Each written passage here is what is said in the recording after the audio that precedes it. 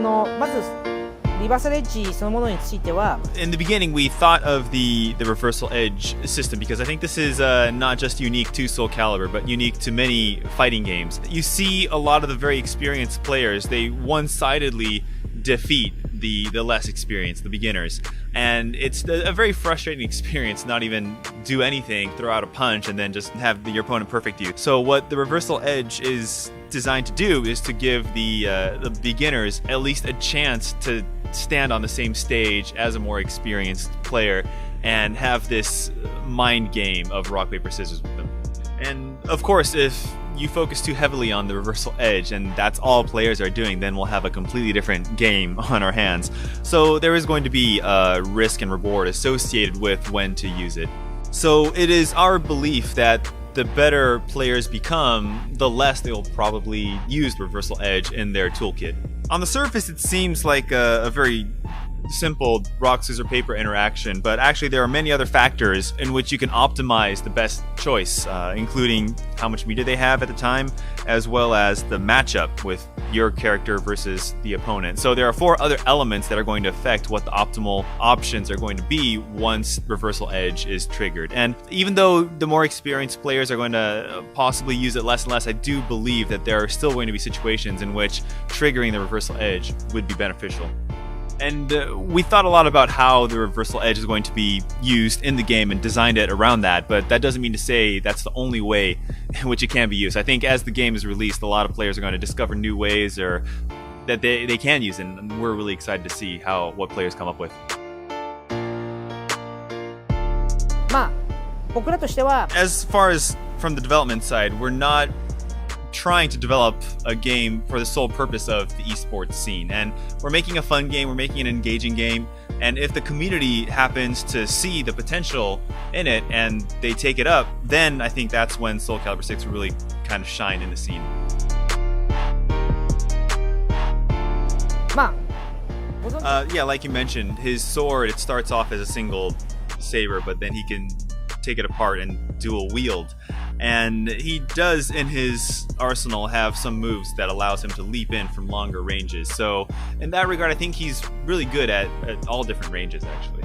But at the end of the day, he is fighting with a sword.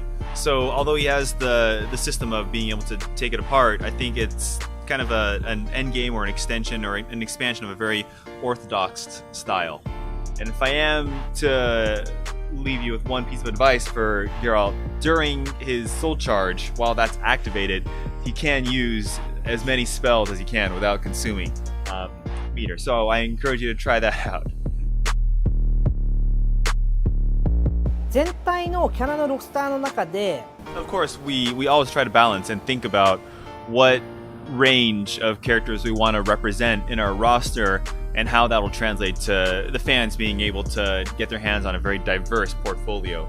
And in terms of filling roles with our guest characters, I don't necessarily think we look at a specific gap in the roster and say, hey, we need to fill this role. It's more, especially with Geralt, it was we looked at his existing actions from The Witcher and decided, hey, how do we translate this and maximize its effectiveness in the universe of Soulcalibur?